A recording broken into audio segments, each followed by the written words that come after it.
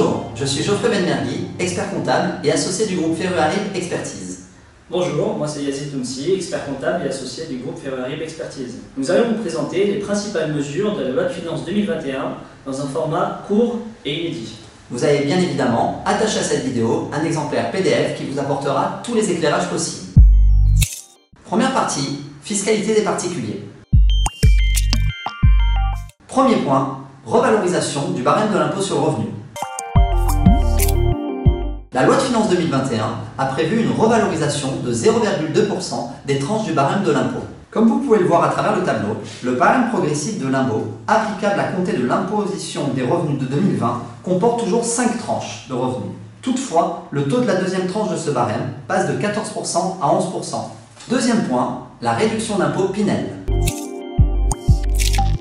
Pour rappel, le dispositif Pinel ouvre droit à une réduction d'impôt sur le revenu en faveur des particuliers qui acquièrent ou font construire des logements neufs ou assimilés destinés à la location dans le secteur intermédiaire.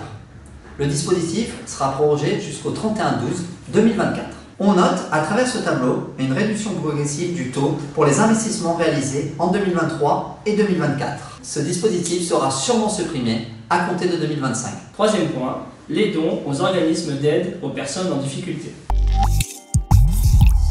Des versements effectués au profit d'organismes sans but lucratif qui fournissent des repas ou des soins gratuits ou une aide au logement à des personnes en difficulté ont le droit à une réduction d'impôt de 75% des dons versés dans la limite d'un plafond fixé par la loi. En 2019, cette limite était de 546 €. La loi de finances 2021 a augmenté ce plafond et l'a porté à 1 000 € pour les aides versées en 2020. Le plafond de 1 000 € reste applicable pour les dons versés en 2021. Des versements supérieurs à 1 000 € ouvrent toujours droit à la réduction d'impôt de droit commun au taux de 66% et dans la limite de 20% du revenu imposable. Quatrième point, les dons familiaux en espèces. La loi de finances 2021 a instauré une exonération temporaire des droits de donation pour les dons numéraires à hauteur de 100 000 €. Ces dons concernent les dons numéraires en pleine propriété consentis entre le 15 juillet 2020 et le 30 juin 2021 au profit d'un descendant, que ce soit un enfant, un petit-enfant ou un arrière-petit-enfant.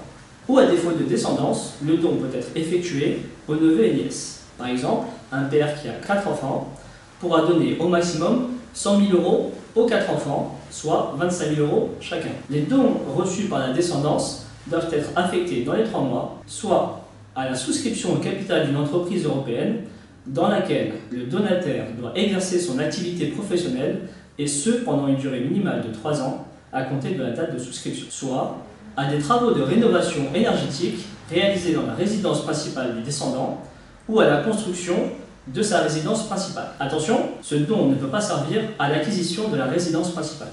Deuxième partie, fiscalité des professionnels. Premier point, abandon de loyer.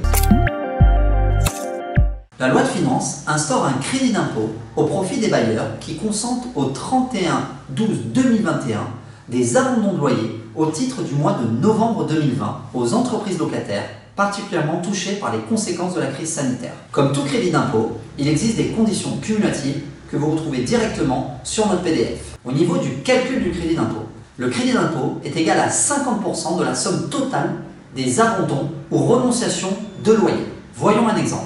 Un bailleur abandonne la totalité du loyer dû au titre du mois de novembre 2020 par une entreprise ayant un effectif de 3 salariés, soit 1 200 €. Il pourra donc bénéficier d'un crédit d'impôt égal à 600 €, soit 1 200 € fois 50%. Pour bénéficier de l'avantage fiscal, il y a bien évidemment une obligation déclarative. Les bailleurs devront déposer une déclaration conforme à un modèle établi par l'administration fiscale dans les mêmes délais que la déclaration de revenus ou de résultats. Deuxième point, le taux réduit d'IS.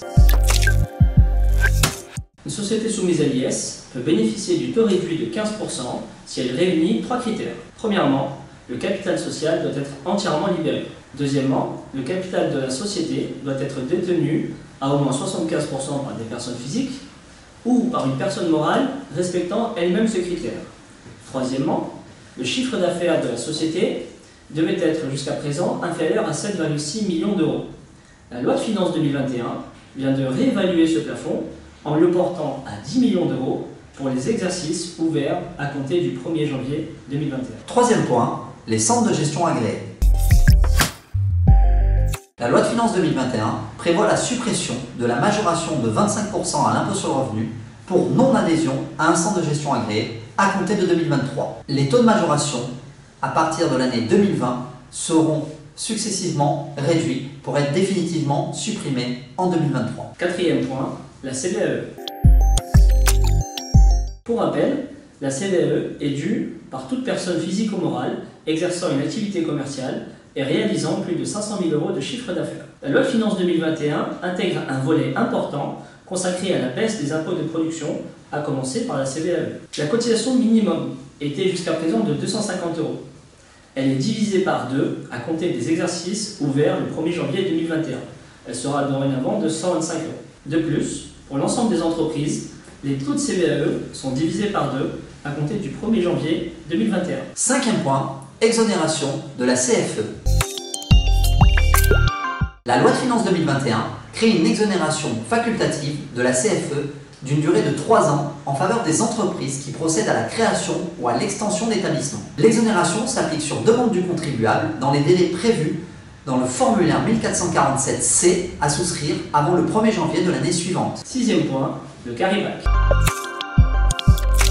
Le carry-back, ou report en arrière des déficits, permet à une société soumise à l'IS de déduire le déficit d'une année sur le bénéfice réalisé sur l'exercice précédent. Par exemple, si vous avez un déficit de 50 000 € au 31 décembre 2020, vous allez pouvoir imputer ce déficit sur le bénéfice de l'exercice précédent. Vous allez donc générer un crédit d'impôt sur les sociétés que vous allez demander en remboursement. Cette créance est restituable après un délai de 5 ans. Ce remboursement est soumis à certaines conditions que vous retrouverez dans notre présentation PDF. Merci de nous avoir suivis. Vous pouvez retrouver l'intégralité de la loi de finances ainsi que le volet social dans notre présentation PDF.